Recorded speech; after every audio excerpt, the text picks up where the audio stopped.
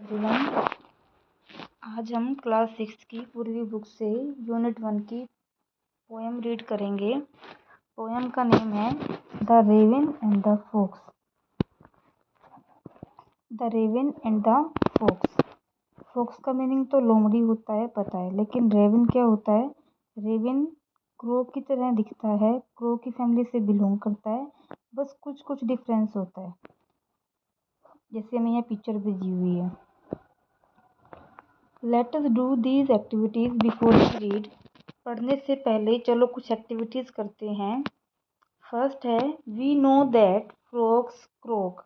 हम जानते हैं कि जो मेंढक हैं वो क्रोक करते हैं। जो फ्रॉग्स की साउंड होती है उसे क्या कहते हैं? क्रोक। वैसे क्रोक का मीनिंग होता है कर्कश। Did you know that ravens also croak. क्या आप जानते थे कि जो रेविन्स हैं वो भी क्रोक करते हैं? विच सेकंड है which animal is shown to be cunning in stories. Circle the correct answer. लगभग स्टोरीज में किस एनिमल को कनिंग शो किया जाता है, चालाक बताया जाता है? Correct the circle the correct answer. Correct answer पर सर्कल लगाना है। टाइगर, फॉक्स या बियर, किस एनिमल को चालाक बताया जाता है? फॉक्स, चालाक लोमड़ी। Let us read. Mr. Raven was perched upon a limb, and Reynard the fox looked up at him, for the raven held in his great big beak a morsel the fox would go far to seek. Mister Raven क्या है? जो क्रो की तरह दिखता है। Mister Raven was perched upon a limb. Perched का meaning होता है ऊंचाई पर बैठना। जो किसी चीज के ऊपर बैठे हैं ऊंचाई पर। और लिम्ब का मीनिंग होता है ब्रांच, पेड़ की शाखा, पेड़ की डाली। जो मिस्टर रेवन है वो एक पेड़ की शाखा पर बैठे थे।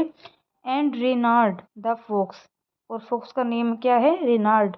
जो रेनार्ड है fox looked up at him, वो ऊपर उसकी तरफ देख रही थी। जो मिस्टर रेवन है वो एक पेड़ की शाखा पर बैठे थे, और जो फॉक्स है रेनार्ड वो उसकी तरफ ऊपर देख रही थी। For the raven held in his great big beak, क्योंकि रेवन ने हेल्ड किया हुआ था, पकड़ा हुआ था, in his great big beak, अपनी बड़ी चोंच में पकड़ा हुआ था। क्या पकड़ा हुआ था? The morsel, a morsel. Morsel का मीनिंग होता है निवाला, किसी खाने की चीज का टुकड़ा या निवाला। क्योंकि रेवन ने अपनी चोंच में, बड़ी सी चोंच में क्या पकड़ा हुआ था? एक मोर्सल पकड़ा हुआ था, एक निवाला पकड़ा हुआ था। The fox would go far to seek, जिसे पाने के लिए, सीक का मीनिंग होता है पाना, प्राप्त करना।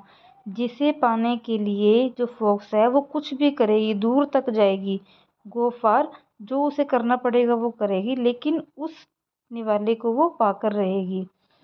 Said the fox in admiring tones, "My word, Sir Raven, you are a handsome bird. Such feathers, if you would only sing, the birds of these woods would call you king." Said the fox in admiring tones.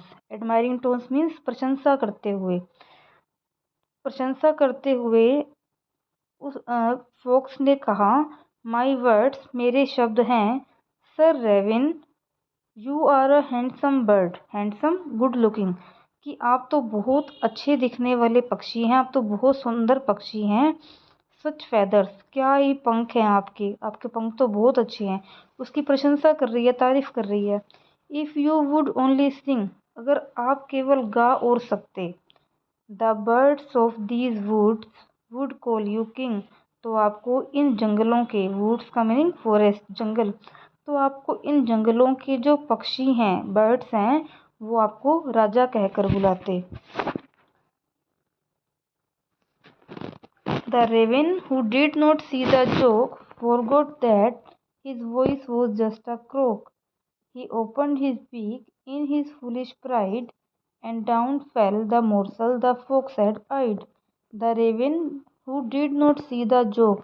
Raven जो इस मजाक को समझ नहीं पाया, forgot भूल गया, that his voice was just a croak, वह भूल गया कि उसकी आवाज़ तो केवल क्या है? क्रोक है, उसकी आवाज़ तो कर्कश है, उसकी आवाज़ तीखी है। He opened his beak in his foolish pride, और उसने मूर्खता भरे अहंकार से, घमंड से अपनी चोंच को ओपन कर लिया। बीक मीन्स चोंच, अपनी चोंच को खोल लिया। And down fell the morsel the fox had eyed, और जिस मोर्सल पर, जिस निवाले पर फॉक्स की आइड थी मतलब नज़र थी, वो निवाला नीचे गिर गया।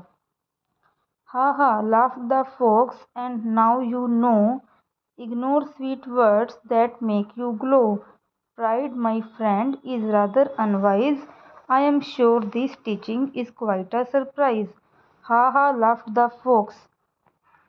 अब फोक्स हंसते हुए वहां से चली गई, हा हा करते हुए वहां से टुकड़ा लेकर चली गई। एंड नाउ यू नो, और अब तुम जान गए होगे। Ignore sweet words that make you glow, ऐसे शब्द जो आपको ग्लो करते हैं, जो आपको खुश करते हैं, ऐसे शब्दों को इग्नोर करो, नज़रअंदाज करो।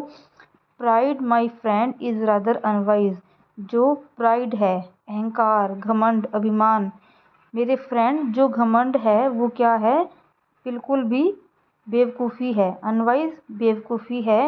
I am sure this teaching is quite a surprise, और मुझे पक्का विश्वास है कि तुम्हारे लिए यह सीख क्या होगी, एक हैरान करने वाली होगी तुम्हारे लिए, तुमने इसे कुछ ना कुछ सीखा होगा। Thank you.